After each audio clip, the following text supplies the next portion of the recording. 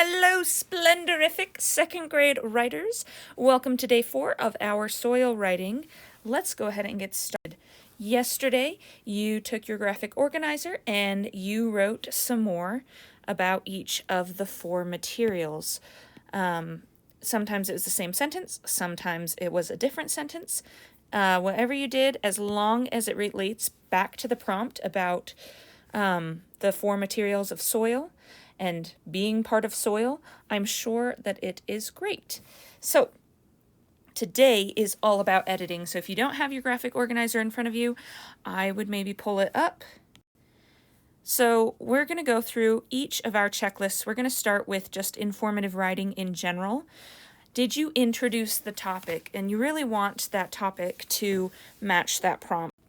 A great way to do that is make sure that you are using a lot of the same words that are in the prompt. So as soon as you have that, you can go ahead and check that box off and we'll move on to transition words. You should have 5 transition words in this essay, 1 before each of your materials and 1 at the beginning of your conclusion sentence. As soon as you've got that, you can check mark that off.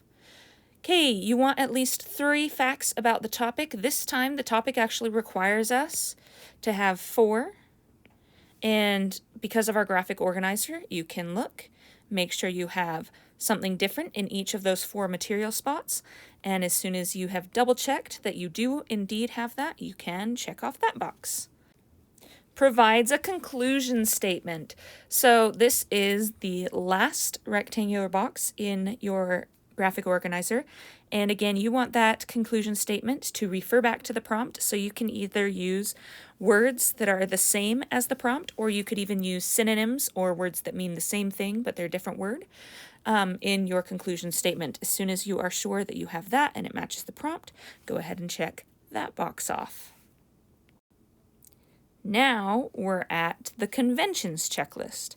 So correct punctuation and correct capitalization have a few things underneath them, and I really suggest that you take it one at a time, making sure you have complete sentences and making sure that you punctuate those sentences correctly. So remember, a complete sentence has a subject, something that you're talking about, and then there's a verb, something that that subject is doing or being, and then sometimes you have stuff after the verb. In fact, most of the time you do, and today you definitely should.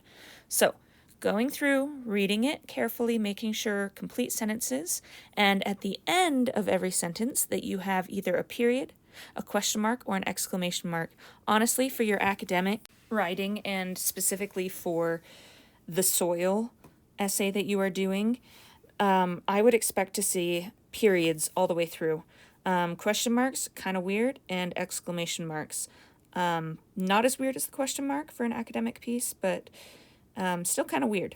But go ahead, make sure you have the correct punctuation, then check that off. Then you're going through and you're reading if you have any contractions or possessives, someone owning something. You're going to want to make sure that you have that apostrophe, which is that little thing that's above the words, in the correct place. And as soon as you've done that, check it off. Last, commas in dates and lists and after transition words and transition phrases. Make sure that you have at least 5 commas in this essay.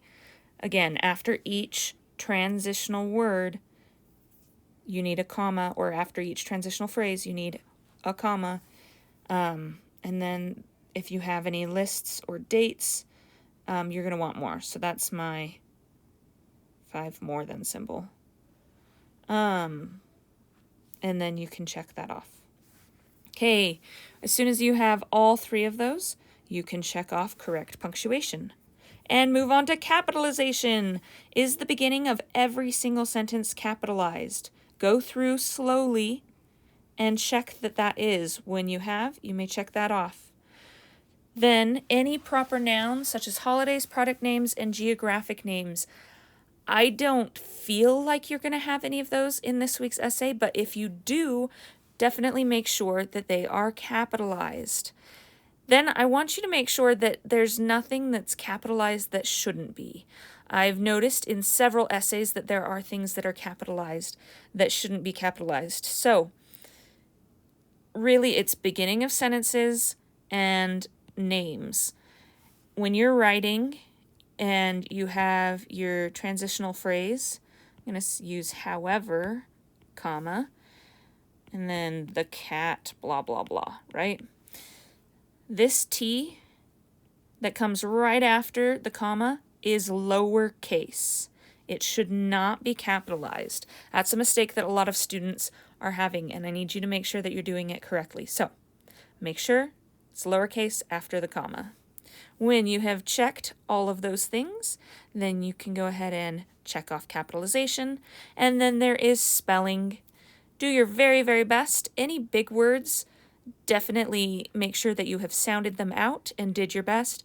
If it is a word that is written in the prompt or in the text that you are using, you can look at the prompt or text. In fact, your teacher will hold you accountable for any words that are in the text. So if you misspell soil or, I don't know, minerals, if you were using minerals, make sure you double check it against the text to make sure that you've spelled it correctly.